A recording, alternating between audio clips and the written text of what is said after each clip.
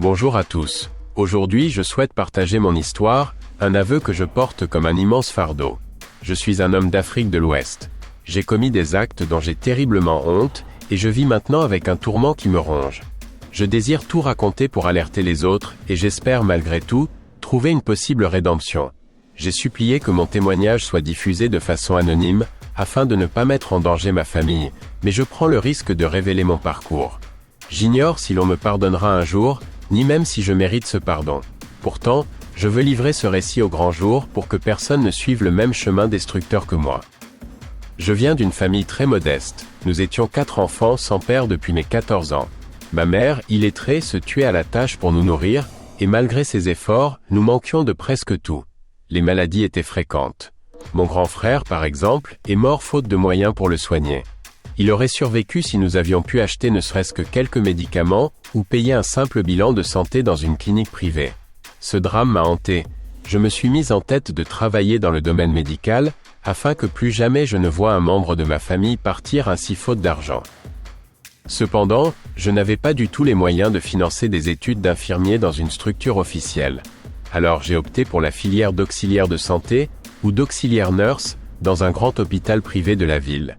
J'y voyais la possibilité d'apprendre le métier sur le tas, d'être au contact des patients, et peut-être avec le temps de gagner assez pour prendre soin de ma mère et de mes petites sœurs. Je croyais que c'était la porte d'entrée idéale dans le secteur médical. Dans cet hôpital, on m'a embauché comme simple auxiliaire. On me payait environ 70 000 francs CFA par mois. Au début, c'était déjà un mieux. Je pouvais envoyer un peu d'argent à ma mère, couvrir quelques factures. Malheureusement, très vite, je me suis rendu compte que ce salaire ne suffisait pas. J'habitais dans un quartier défavorisé, je dormais dans un modeste studio, et je devais en plus subvenir aux besoins de ma mère et de mes sœurs qui étudiaient encore. Un soir, j'ai remarqué que certains auxiliaires, parfois moins anciens que moi, semblaient mener une vie bien plus aisée.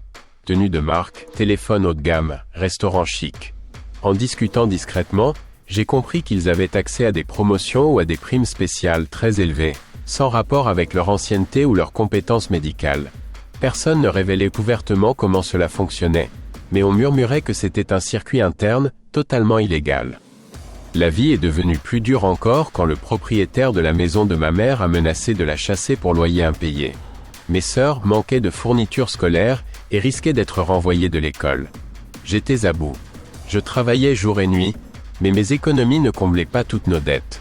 C'est alors que j'ai repensé à ces auxiliaires qui vivaient bien mieux, à cette rumeur d'un emploi secret à l'hôpital.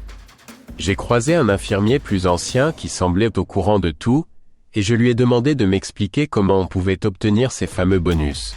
Il m'a regardé gravement puis m'a dit « Écoute, tu es sûr de vouloir savoir, parce que si tu acceptes, tu ne pourras plus jamais faire machine arrière. » À ce moment, j'étais tellement acculé que j'ai insisté « Oui, j'ai besoin d'argent, dis-moi. » Ce qu'il m'a révélé m'a d'abord laissé sans voix. L'hôpital couvrait un réseau de vente d'organes humains, du sang, des reins, des foies, parfois même des cœurs. Les organes étaient prélevés illégalement sur des patients ou des personnes attirées dans le service, puis revendus sur un marché international. Les médecins, infirmiers et autres complices impliqués touchaient de grosses primes. Plus on amenait de victimes, plus on participait aux extractions, plus notre salaire augmentait. J'ai eu un haut le cœur. Comment pouvait-on, dans un lieu censé soigner et sauver des vies, pratiquer un commerce aussi abject? L'infirmier me répondait que c'était ainsi que ça marche dans ce pays. Que tout est question d'argent. Et que si je voulais sortir de la misère, c'était la voie la plus rapide. J'étais horrifié mais en même temps attiré par la perspective de mettre fin aux souffrances financières de ma famille. J'ai essayé de résister, de me convaincre que je ne pourrais jamais commettre une telle atrocité. Mais chaque semaine, de nouvelles dépenses surgissaient. Un oncle malade, une facture d'électricité non payée, l'écolage de mes sœurs. Finalement, j'ai craqué. J'ai raisonné que je ne ferais qu'une seule fois un acte, puis j'arrêterais. Hélas, la personne la plus accessible, la plus facile à attirer, c'était ma propre sœur. Je me suis persuadé que je lui prendrais juste un peu de sang, qu'elle ne mourrait pas, qu'elle se remettrait. Je l'ai appelée, prétextant une visite de routine. Elle est venue chez moi, confiante parce que j'étais de la famille. Je lui ai fait boire un sédatif léger en lui disant que c'était pour la détendre avant la prise de sang. Ensuite, j'ai commencé à lui soutirer du sang en grande quantité, trop grande quantité. Elle s'est mise à protester, à dire qu'elle se sentait faible. Je sentais son regard, son incompréhension. J'étais moi-même tétanisé. J'ai mis des écouteurs avec de la musique à fond pour ne pas entendre ses supplications. Elle m'a crié des choses comme « Pourquoi tu fais ça? Tu n'auras jamais la paix ». Un frisson m'a parcouru l'échine, mais je suis allé jusqu'au bout. Ensuite, j'ai appelé l'équipe de l'hôpital chargée du trafic. Ils sont venus, et ils lui ont prélevé bien plus que son sang. Tout ce dont il pouvait avoir besoin, à commencer par un rein, le foie. Je n'osais pas regarder. Je me disais que je la reverrais peut-être vivante, ce qui était complètement fou. A posteriori, j'ai compris qu'elle ne pouvait que mourir avec tous ses organes retirés.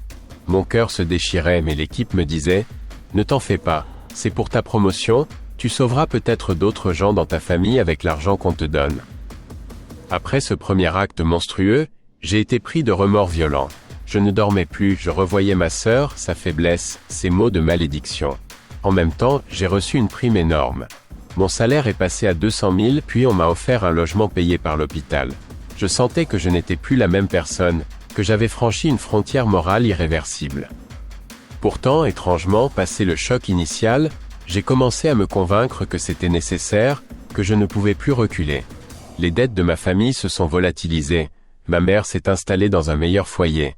Mes sœurs ont continué leurs études dans de bonnes conditions, sans jamais savoir à quel prix j'avais obtenu cet argent. À la fin du mois, l'hôpital me versait de plus en plus de primes, car j'étais devenu l'un de leurs meilleurs agents. J'avais découvert comment attirer d'autres victimes. Des patients de l'hôpital, des connaissances, des gens crédules. Petit à petit, j'ai perdu toute empathie. Quand on me confiait la tâche d'extirper un organe ou de prélever une grande quantité de sang, je le faisais presque mécaniquement, comme un robot. Les cris et les supplications ne me touchaient plus. Je mettais de la musique pour me couper de la réalité. L'hôpital avait un réseau bien rodé. On effaçait facilement la trace des disparus, on expliquait aux familles qu'ils étaient transférés ou sortis.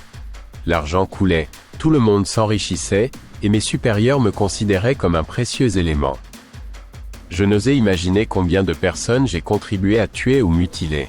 J'essayais de me dire « je sauve ma famille », comme un mantra pour justifier l'injustifiable. Chaque nouveau cas m'endurcissait davantage. J'avais beau me dire que j'allais arrêter dès que je serais stable, mes supérieurs me pressaient de continuer. Plus tu nous apportes de victimes, plus on te paie. Je me suis laissé entraîner par cette course à l'argent. Jusqu'au jour où un jeune garçon est venu me voir un dimanche, se plaignant d'un léger mal de tête. Il était en route pour son église. Dans ma résidence, les gens savaient que j'étais un auxiliaire de santé, alors ils venaient souvent me demander un petit conseil ou un remède. J'ai saisi cette occasion pour l'endormir, en me disant que ce serait encore un cas facile. Je l'ai drogué, j'ai contacté mes compères. On lui a retiré plusieurs organes vitaux. Le problème, c'est que juste avant de sombrer, il a prié à voix haute. Au nom de Jésus, je te supplie, protège-moi. Que quiconque me fait du mal ne trouve jamais la paix. Quelque chose dans ce dernier appel m'a profondément troublé. Après qu'on lui ait retiré ses organes, j'ai reçu encore une fois une forte somme d'argent, mais depuis ce jour, ma conscience a éclaté en 1000 morceaux. Soudain, tout ce que j'avais réussi à enfouir en moi est remonté à la surface. Je ne dormais plus la nuit. Je me réveillais en sueur, entendant la voix de ce jeune garçon. « Tu n'auras jamais la paix ». Je revoyais aussi ma propre sœur, qui m'avait supplié de ne pas la conduire à la mort. C'était comme si toutes mes victimes me hantaient d'un coup. Même la musique à fond dans mes écouteurs ne parvenait plus à faire taire leurs cris imaginaires. J'ai commencé à tout rater dans mon travail. J'étais incapable de me concentrer, je laissais échapper des instruments, je me trompais dans les doses de médicaments. J'avais peur en permanence, peur qu'un patient reconnaisse mon visage, peur que l'esprit des disparus vienne me hanter. Les supérieurs ont bien remarqué que je n'étais plus efficace et ont cessé de m'accorder de grosses primes. Quand ils ont compris que je n'arrivais plus à fournir de candidats pour les prélèvements, que j'étais paralysé par l'angoisse, mes supérieurs m'ont mis à l'écart. Ils m'ont retiré l'hébergement qu'ils me payaient, réduisant mon salaire à son minimum. J'ai voulu démissionner mais on m'a menacé. Si tu parles, tu sais ce qui t'attend, et ta famille aussi. J'ai alors quitté le logement fourni et suis retourné chez ma mère. Je me disais qu'au moins, auprès d'elle, je trouverais un peu de réconfort. Mais c'est devenu pire. Dans la maison familiale, je me sentais constamment jugé par le souvenir de mon frère décédé, par la mémoire de ma sœur sacrifiée. Personne ne connaissait la vérité, mais moi j'entendais leurs accusations imaginaires dans ma tête. J'ai tenté de consulter des médecins pour expliquer mes maux de tête, mes angoisses, sans bien sûr leur avouer la cause réelle. Ils m'ont prescrit des calmants qui n'ont fait que brouiller un peu mes pensées. J'ai cherché un marabout réputé bienveillant, dans l'espoir qu'il puisse chasser les mauvais esprits qui me hantent. Dès que j'ai commencé à lui dire que j'avais prélevé des organes sur ma propre sœur, il a crié qu'il ne pouvait rien pour moi, me traitant de criminel. Au final, je suis reparti plus honteux encore. Chaque nuit, je me tords de douleur, j'entends des murmures, des pleurs qui me disent « Tu n'auras jamais la paix ». C'est comme si toutes les âmes que j'ai contribué à tuer me poursuivaient. Au point de désespoir où je suis, j'ai décidé d'enregistrer ce témoignage en espérant que le public me guide. Je sais que beaucoup de gens, en écoutant cette histoire, me trouveront monstrueux, diront que je mérite la prison ou la mort. Je ne nie pas ma culpabilité, je reconnais avoir fait des actes indicibles pour de l'argent. Et je regrette amèrement. À quoi m'a servi cet argent finalement? À me ronger l'âme, à perdre la raison, à voir partir la seule parcelle d'humanité que j'avais. Plus rien ne me réjouit. Si je pouvais revenir en arrière, j'accepterais de vivre dans la pauvreté toute ma vie plutôt que d'avoir les mains entachées de sang. Aujourd'hui, je demande un second regard sur ma situation. Je ne sais pas si on peut me pardonner, mais j'aimerais au moins trouver la paix. Peut-être qu'un dirigeant religieux, un imam, un prêtre, un pasteur, ou même un marabout bienveillant, serait capable de me montrer la voie d'un rituel de purification ou d'un pardon spirituel. Je suis prêt à faire n'importe quelle pénitence, si tant est qu'elle existe, pour soulager ma conscience. Je prie aussi tous les jours pour ne pas être rattrapé par l'hôpital et ses complices. J'ai peur pour ma mère et mes sœurs. Je ne veux pas les impliquer ni leur expliquer l'origine de mes tourments. Elles savent juste que je suis malade mentalement, que j'ai quitté mon poste, elles me voient dépérir. Je ne leur dis rien pour ne pas les dégoûter ou les exposer à la violence de mes anciens supérieurs. En racontant ceci, je risque que certains me retrouvent et me fassent taire définitivement. Mais la vérité doit sortir. Cet hôpital continue probablement son trafic. On y vend des reins, des foies, du sang à des prix exorbitants à des clients étrangers. C'est un réseau international qui enrichit des gens haut placés. Je me sens coupable de ne pas dénoncer leur nom un à un, mais je suis terrifié. Je préfère d'abord voir si une personne ou un groupe peut me mettre en sécurité et m'aider à reconstruire ma vie. Voilà mon histoire. J'ai besoin de conseils, d'un chemin vers une forme de rédemption ou de guérison spirituelle et psychologique. Je sais que mon cas est extrême. J'ai sacrifié ma propre sœur, j'ai détruit la vie de nombreuses victimes, tout cela pour l'appât du gain. Je vis un enfer intérieur que je voudrais stopper. À tous ceux qui liront ces lignes ou écouteront ce récit, je vous supplie. Si vous connaissez un moyen de m'aider, indiquez-le-moi. Que ce soit un pasteur, un imam, un marabout, un groupe de soutien thérapeutique, n'importe quoi, je suis prêt à tenter. Je promets solennellement de ne plus jamais retomber dans ces pratiques. Je préfère mourir de pauvreté que de replonger dans l'horreur du trafic d'organes. J'espère que mon témoignage servira d'avertissement. La misère peut aveugler au point de commettre l'impensable. Mais l'argent n'efface pas la culpabilité. Au contraire, il la rend plus insupportable. Il vaut mieux vivre pauvre et en paix qu'aisé et poursuivi par les fantômes de ceux qu'on a sacrifiés. Je remercie la personne qui diffuse mon histoire de me donner cette tribune. Que chacun qui lira pense à moi dans ses prières, ses pensées ou ses rituels. Je ne sais pas si je mérite la clémence, mais je supplie le ciel qu'on me laisse une chance de retrouver un peu d'humanité.